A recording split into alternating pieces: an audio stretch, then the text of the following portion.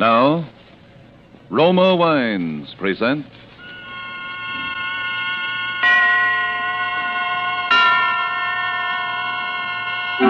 Suspense.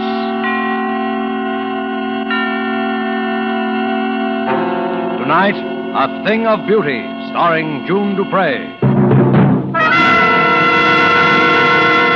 Suspense is presented for your enjoyment by Roma Wines. That's R-O-M-A, Roma Wines.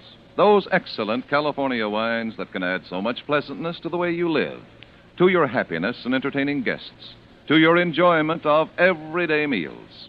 Yes, right now a glassful would be very pleasant as Roma Wines bring you Suspense. This is the Man in Black, here for the Roma Wine Company of Fresno, California. Tonight, in the absence of Ida Lupino, who was prevented from being with us because of illness, we are fortunate in being able to bring to you as star the actress whose performance in the RKO production, None But the Lonely Heart, has recently won her an award for one of the 10 best of the year, Miss June Duprez. Miss Duprez appears tonight in a drama of crime and passion and punishment, as unfolded in a narrative of a celebrated actress of yesteryear. And so with A Thing of Beauty, and with the performance of June Duprez as Madeline Tremaine, we again hope to keep you in suspense.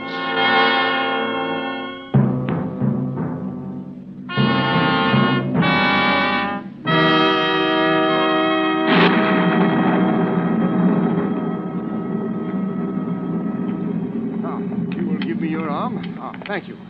I think we shall just miss the storm if we hurry. Rather somber place, isn't it? Oh, it gives her seclusion, and that's all she's ever asked for since she came here. That and what little spiritual comfort I've been able to give her. How long ago was that, sir? That she came here, I mean. 9 years ago in March. But it was long before that she left the stage. Oh, she was nearly 10 years in an institution. A mental disorder. Though it's not her mind that was ever sick, unless I'm mistaken.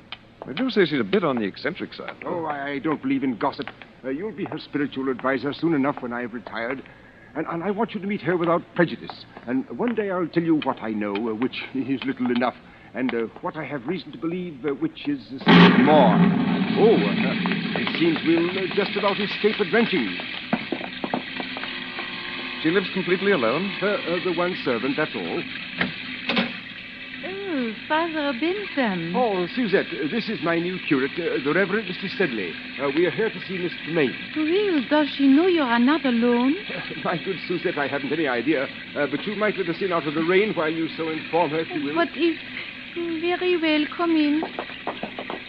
If you will wait in the study, I will ask if Mademoiselle is able to see you. What in the world got into the woman? She knows Miss Tremaine's been seeing me every fortnight at the same time for 9 years. There's a picture here. Is it of her? Probably. My word, she was a beauty. Your father could have told you. She was a legend of 2 continents. Must have been a very tragic thing to make a woman like that shut herself away. Is it true, sir, that she sees no one but you? As far as I know, she has never set foot outside this house in all the time she's been here. Nor has she ever had a single visitor beside myself. But why?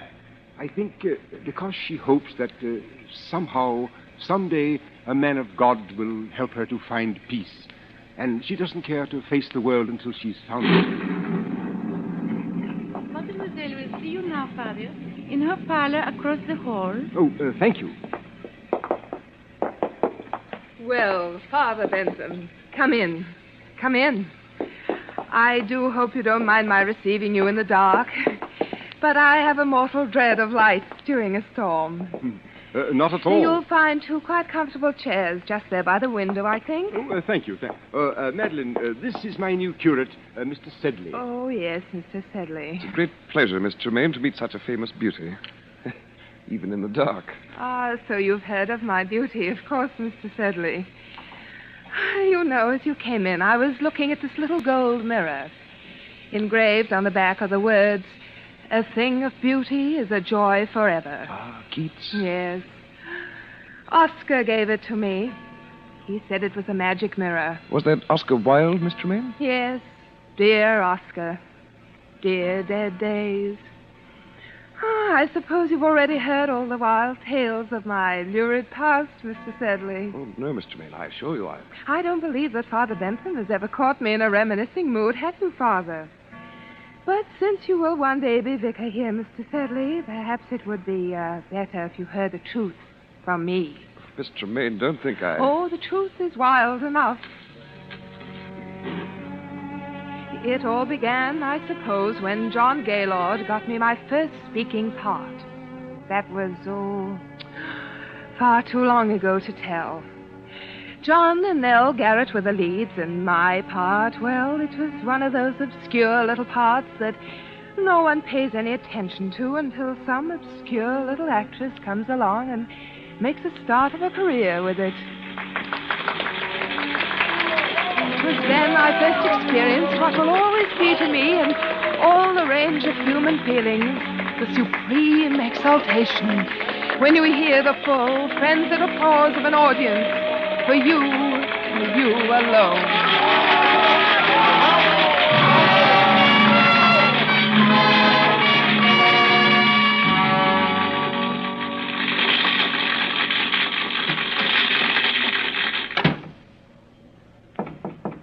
Yes? It's me. Oh, come in, John. Madeline, you were marvelous. Simply marvelous. Oh, thank you, John. And such a little fool. A fool? I've told you to play the part down, but it's getting worse and worse. Tonight she's absolutely furious. She's going to make trouble for you, Madeline. Oh, trouble? What kind of trouble? You don't know Nellie Garrett. But I know my audience, don't I? Oh, Madeline, you're so young and foolish and so beautiful. Why, thank you, John. So terribly beautiful. Oh, John, now you're leading up to it again, aren't you? Madeline, this play isn't going to last forever.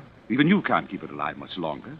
Why don't we make plans together now? We could have our own company. As the great John Gaylord and Mrs. Gaylord. Of course not. Why, in a couple of years, you'd be as famous in your own right as Nell Garrett herself. Perhaps I don't want to wait a couple of years. Besides, John, I don't love you.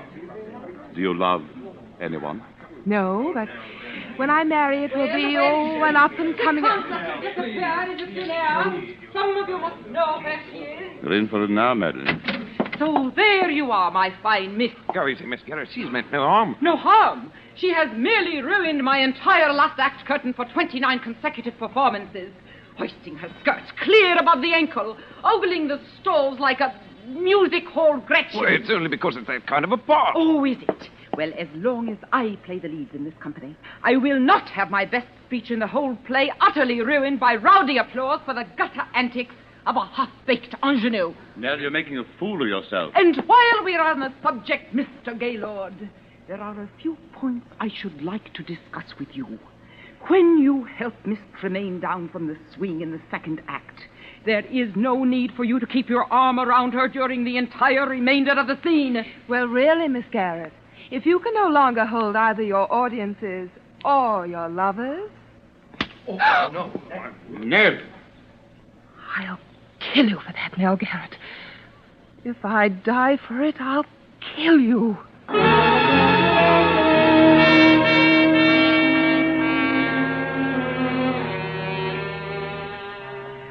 I left the theater and walked aimlessly out into the night, my eyes blinded with the tears. Young, oh yes, and foolish as I was, I believed my poor little heart was truly broken. For I knew that Nell Garrett could ruin me with every theater manager in London. And I knew she would. How long I wandered through those misty streets, or where, or even what I did, I shall never know. But just as dawn was breaking, I found myself, by some odd twist of fate, passing by the lodgings of John Gaylord. On a sudden impulse, I climbed the steps to his door. Madeline. Hello, John. Did anyone see you? See me? Come in. Where have you been? Just walking. Walking. Oh, good Lord. Alone? Yes. Why? Don't you know? Yes, John, I'm afraid I do. My career... Your career? Oh, my poor child. John, what's the matter? Don't you know that Nell Garrett's been found dead with a knife in her back? Dead? Murdered. John! Police have been looking all over London for you. I've been expecting you here, expecting them here any moment. For me? Of course for you. Me? Madeline, Last night you threatened to kill her in front of a dozen witnesses. Why wouldn't they be looking for you? Oh, no. Madeline, listen to me. Listen to me. Where did you go? What did you do? Didn't anyone see you? Didn't you talk to anyone? No. You've got to tell them something. What can I tell them? Because if you don't, John. they'll hang you, Madeline. Please, Madeline, you've got to think. Try to remember something. I'm so alone. If I only had a friend. You have got a friend, Someone Madeline. I know. who loved me enough to at least say that they were with me. Who is it? Inspector Phillips, Scotland Yard. Madeline, in there, quick. The bedroom. John. Don't worry, I'll tell them something. Hurry. Coming. I'm sorry to rouse you at this early hour, sir. Quite all right. Come in. You are Mr. John Gaylord? Yes? Of the Queen's Players Company, Drury Lane? Yes? Can you tell me, Mr. Gaylord, anything of the whereabouts of Miss Madeline Tremaine? Madeline Tremaine? Yes. Why, Did you call me, darling? Oh, excuse me. Who is this lady, Mr. Gaylord? Well, who are you? I am from the police, madam. Police? There has been a murder. Miss Nell Garrett of the Queen's Company was found stabbed in her home last night. Nell Garrett? Yes. Do you know her? Why, of course. I'm afraid, madam, that I shall have to ask you for your name. I'm Madeline Tremaine. I'm so sorry that you find me somewhat in disarray. Miss Tremaine. I'm afraid that I shall also have to ask you to account for your whereabouts after you left the theater last night. Very well. Mr. Gaylord can account for my whereabouts. Well, Mr. Gaylord? why... You see, Inspector, it's a rather delicate matter, because since I left the theater last night, I have been here. Is that true, Mr. Gaylord? Yes. Oh, I see. Is that satisfactory, Inspector? Well, yes. Well, I don't think I need trouble you any further for the moment. I quite understand your position, Inspector. It's a terrible, terrible thing. Yes. Well, good day to you. Good day. Madeline. Yes, John? Madeline, you shouldn't have done it. They'll have the scandal all over every newspaper in the city. A scandal is better than a hanging, isn't it? But there must have been some other way. Now they'll tear you to shreds. They wouldn't have you in anything better than a music hall for the rest of your life. John, there won't be any scandal If what? John, it wasn't just my tip with Nell Garrett that sent me wandering through the fog last night. I was thinking about something much more serious. What do you mean? I was thinking about what you had said. What I had said. John, perhaps I don't really love you yet, but there's no one else. And you're the kindest, finest man I've ever known. Madeline. And now, perhaps you saved my life. Madeline, I love you more than anything else in the world. But I wouldn't have you marry me for gratitude. I wouldn't marry any man for gratitude. Madeline, if I were to tell you that I wasn't here last night either, that I couldn't explain my whereabouts, Oh, I see. would you still marry me? Yes, John. I will marry you.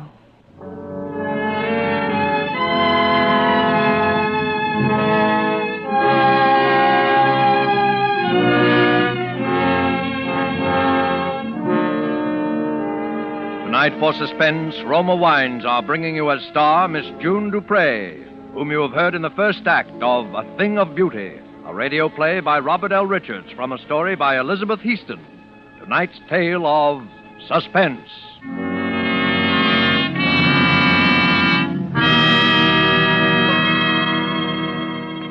This is Truman Bradley for Roma Wines, and I should like to tell you about a most interesting woman who extracts all the simple pleasure and happiness possible from living. She is Elsa Maxwell, International Authority on Hospitality. She offers you some friendly counsel. I'm always telling people to take it easy, as they say, to be moderate and natural and at ease. And so, obviously, I suggest the enjoyment of a glass of Roma California port after dinner or during the evening. It's also very smart to serve when friends drop in, because this is one of the most glorious of all wines, richly fruity in flavor, with wonderful deep red color, utterly delicious. This is simple enjoyment, easy and restful enjoyment.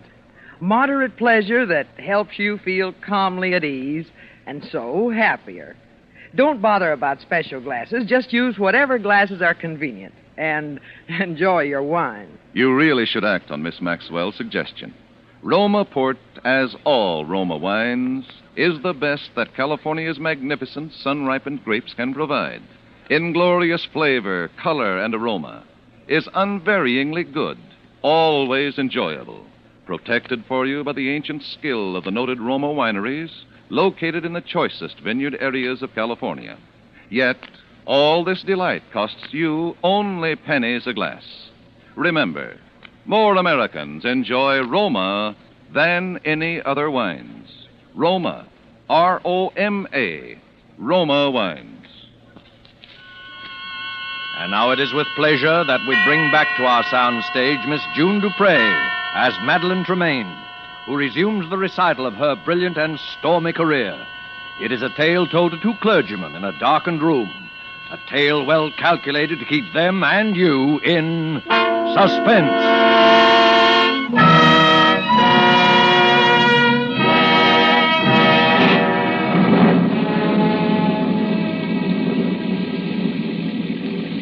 Shall I continue, gentlemen? Oh, yes, please do, Miss Tremaine. It's completely absorbing. Indeed it is. Really? I hope you don't mind the lights turned off. It's the storm. I suppose perhaps I'm a sort of elemental creature, but I always love to sit here and have it dark when it's stormy outside. Not at all. Well, then, our marriage was a very happy one.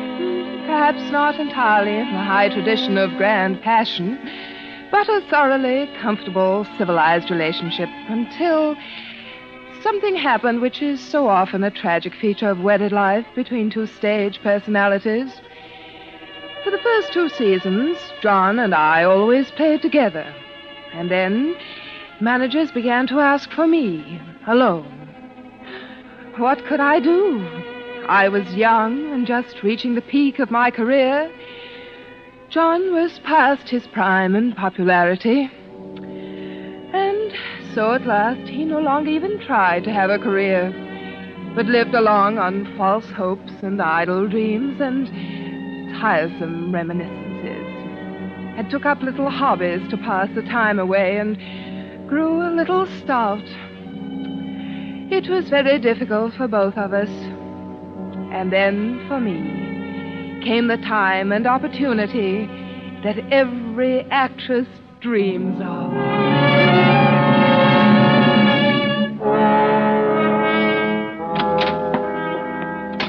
Ah, mademoiselle. Hello, Suzette. I've got the most wonderful news. The most wonderful, wonderful news. That you, Madeline? I'll tell you about it later. Oui, Yes, John? Come in here a moment. I want to show you something. Where are you? In here. At the end. Oh, good heavens. Now what? I thought I'd keep it a secret until I had my first exhibit, but I couldn't wait. I've taken up etching. Etching? Yes. Look, What's that? you. What? It's only the copper plate, of course. You see, the whole principle of etching is... Madeline, look out! Oh, what's the matter? Almost knocked over that vat of nitric acid. One drop of that on your beautiful white skin. And it'll burn a hole right through you. Well, must you have that sort of thing around? Of course, that's the whole thing. You see, your sketch simply scrapes the wax off the copper plate. Then you drop it in the acid and... Well, that's very interesting. Yes. Well, what happened in town? Anything? Anything. Everything. Got some plans, huh? Anyone ask for me? Oh, yes, everyone asked after you, John. I told them you were well. I mean, I thought there might be a couple of decent plays for a change. I might consider something. John, how are you on Romeo? Romeo? Yes. You see, Maxwell has finally asked me to do a Shakespeare repertory, and high time, by the way. And I'm starting in Romeo and Juliet. And I Madeline, why didn't you tell me Romeo? Oh, it'll be a sensation, and it's just the thing I need. Now, John. Oh, I can do it all right. Take off a little weight, brush up on the lines. I've done it before, you know. John. Oh, Madeline, you're the dearest wife and the best friend a man ever had. You know, lately I've actually wondered sometimes if you might not think I wasn't. Oh, darling. Now, John, don't count too heavily on this. I'm not quite sure yet how things are going to work out. Work out? How else can they work out? But perfectly. Very well. I'd like to begin reading here at home, first thing tomorrow evening.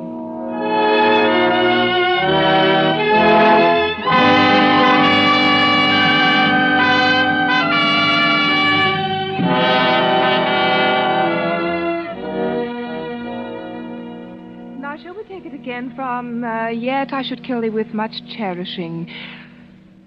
Yet I should kill thee with much cherishing. Good night. Good night. Parting is such sweet sorrow that I shall say good night till it be morrow. Sleep dwell upon thine eyes, peace in thy breast. John, you see, on those last lines, you should already be moving off stage. You don't want to make too much of them. After all, the scene really ends when Juliet leaves the balcony. But you can't just throw them away, Madeline. Those are famous lines. But, John, we mustn't think so much in terms of lines as of performance. Excuse me, mademoiselle. Yes, is that? Mr. Alexander Duncan is here. Oh, yes. Show him in. Yes, mademoiselle. Alec Duncan. What's that young ham coming around for? Well, John, I've been meaning to tell you... Hello, Madeline. Hello, Alec. You know my husband? Why, yes. How do you do, Mr. Tremaine? The name is Gaylord. Oh, yes, of course, Mr. Gaylord. Well, say, aren't I the luckiest fellow in the world? Are you? John. To be playing Romeo opposite Madeline Tremaine? Why, Madeline, when I got your cable, I could hardly believe it. I jumped on the boat without even packing. Is something wrong? John, I've been trying to tell you, but I didn't want to hurt your feelings. Well, if I've interrupted anything... It's all right, Alec. John, please don't make a scene. I had to have someone to rehearse with until Alec got here, and I knew you wouldn't be the slightest help to me if you thought... Oh, John, why must you make an issue of it? Madeline, I've always known you were a thoughtless, selfish woman. But I never would have believed that you could do anything quite so vile. How dare you speak to me that way? You didn't really think that a man with a 40-inch waistline and a double chin could ever play Romeo, did you? Why, you... Oh, I say... Get out of here. Get out of here. Get out! Get out! Get out! I'll get out.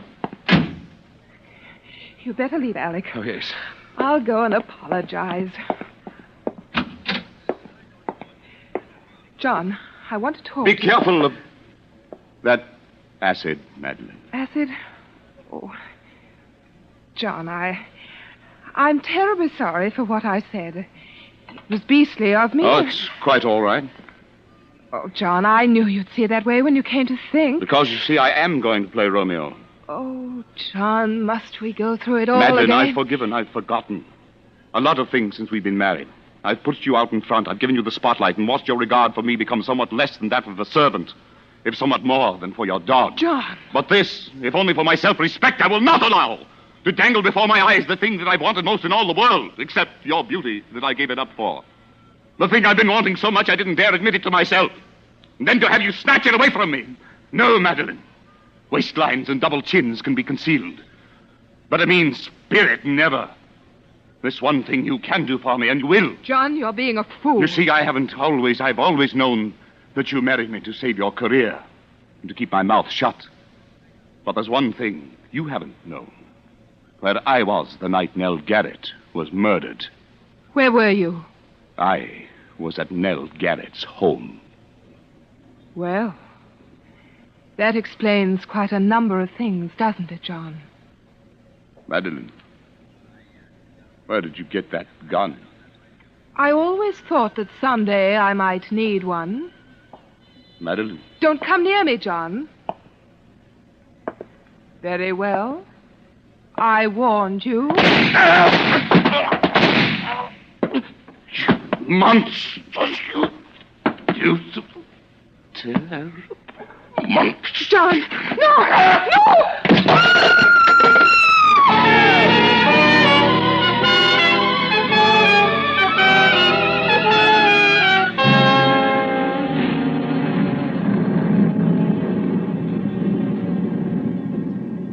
You see, as he sank to the floor, he hurled a bowl of acid at my face. It was a frightful thing. Of course, it was self-defense. I was never even brought to trial. Particularly when I told that it was he who had killed Paul Nell Garrett. But I suffered a complete nervous collapse.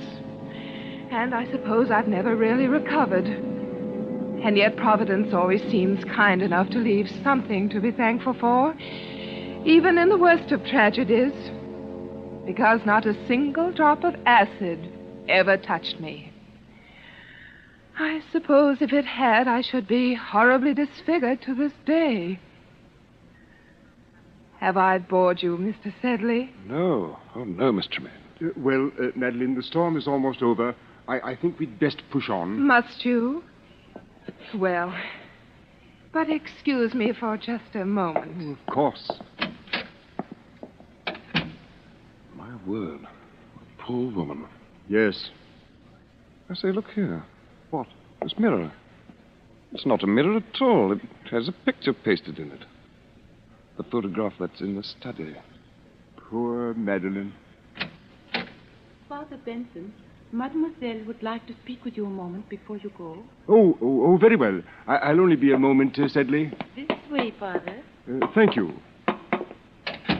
Ah, Father. Well, Madeline? You may turn the lights on, Suzette, as you go. Yes, Mademoiselle.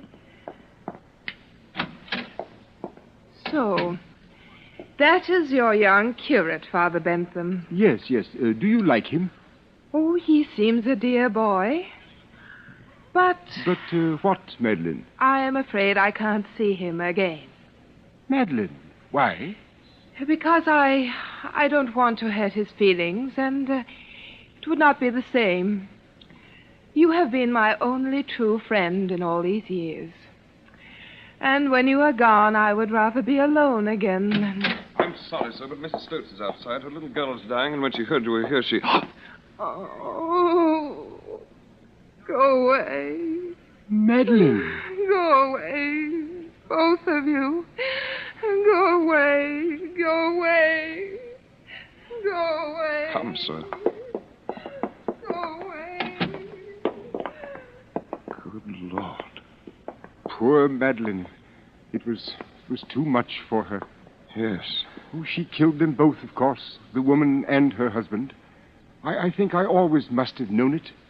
All these years, she's lived a lie. Yes, but that's not the lie that's hurt her. It was the acid. Acid? Didn't you see her face, sir? You forget, my boy, that I am blind. She has no face.